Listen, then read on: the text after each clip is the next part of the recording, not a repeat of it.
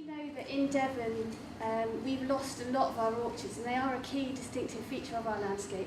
In England it's about 50% of the orchards have disappeared since 1950, but in Devon it's actually higher still at 90%. So we identified that it was a really important place for us to try and to work with people. And all the farms traditionally had an orchard because they used to pay their workers partly in cider.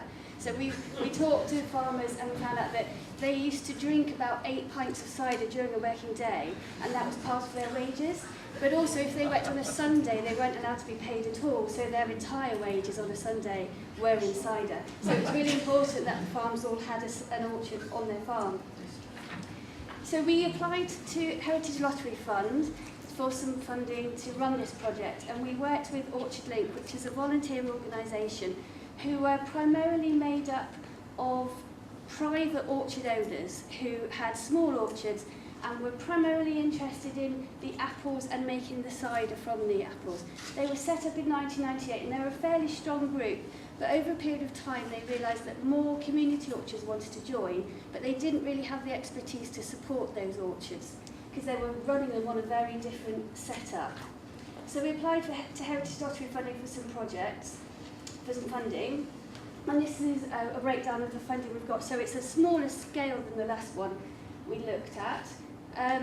We did really extensive consultation with our groups in putting this bid together, and the funding bid went in through Orchard Link. Well, that meant that we could actually help them deliver it, and they could pay for some of my time to actually deliver the project and work with them. So there was a benefit to the organisation financially as well to help support my project post, but also the actual outputs on the landscape obviously really played into our management plan objectives. So we actually, through our consultation, we ended up with 23 community orchard groups who wanted to be involved. And they ranged from orchard groups that had dwindled to 1 member, or orchard groups that had 40 plus members. So a really varied range of groups who wanted to be involved. And we worked right across the AONB, so from the edge of Plymouth to the edge of Torbay, and we actually went outside of our area up towards Dartmoor as well and down to the coast, because Orchard Link were really keen to support all the orchards within that area, and it obviously meant that we could work a little bit outside and at a bigger landscape scale, so we could start bringing all these orchards in together. So the first part of the project was about creating a healthy orchard. So the orchards existed, but they weren't always in good condition, or the volunteers didn't know how to look after them properly. So when we spoke to the Heritage Lottery, they really wanted us to focus on the training and the people side of things. They specifically asked us not to plant any new orchards with their funding. So it was about looking after what was existing and bringing it back into better management. So the site development workshops were about pruning, grafting, grassland management, enhancing biodiversity, how to attract pollinators, bats, bees, birds, hedging, wildflower.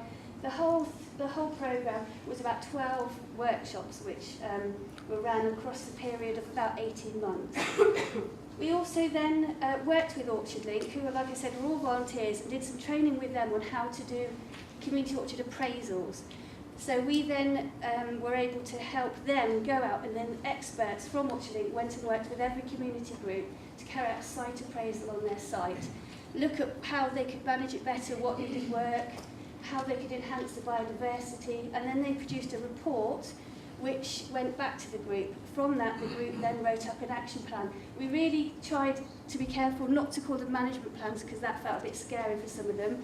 So we called it an action plan, and sometimes it was a calendar of when jobs needed to be done, but it enabled that continuity. So as volunteers perhaps moved on or new people came in, we knew that the site had a forward plan for the next 5 years of how it's going to be managed. Excuse me. We also pulled in extra funding outside of the lottery money, which meant we could give small site grants to each of the orchards. They were only about £500, but it helped them think about what they might want to do from their action plan. So sometimes it was benches or signage or path improvements or biodiversity enhancements, and that money quite often meant they could then pull in a little bit extra from other grants to actually start doing that work on site. So the second part of it was the healthy group. So there was no point in us helping them have a healthy orchard if the group weren't in a position to look after them well. So we ran a series of group development workshops, and those were about helping them get more volunteers, helping more members of the community be involved, how to run social media, how to put on events. So really important ways that they engaged people in their community. So we weren't going out and engaging their communities, we were helping them engage their communities. And that was a really powerful way for us to actually get the work done. The other thing that they were really keen on was actually meeting other people from other orchards. So we set up this community orchard network. So they all were put in touch with each other. We ran quarterly network days, and they were a variety of taster sessions, talks, time to get to know each other. One of them said there was always cake, which I think there was at every event we did. So it became a really enjoyable, sociable network of people who they felt they could ring up or email to help, ask for help and advice. And Orchard Link, obviously, as part of this, and their members, because they've got about 200 members, they were invited onto these network days, and they then began to see how the community groups around their orchards and how that was perhaps a bit different to what they were doing, and it really helped them open their eyes to what orchards could be within the landscape. We had a little bit of extra funding where we had 5 core groups, and they received an extra £2,500 per group to spend on events to engage their communities. So one group wanted specifically to look at engaging young people, one group wanted to actually take their orchard into town, so to encourage more people to come to their orchard, they wanted to go out and do events within the town and get more friends signed up and more engagement within it. One group had 3 different orchards within the parish, and they wanted to link them all together. So there was 5 different things that we looked at within these core groups, and then case studies were produced from them, and they're all now on the new Orchard Link website. So this is a small film about some of the things we did.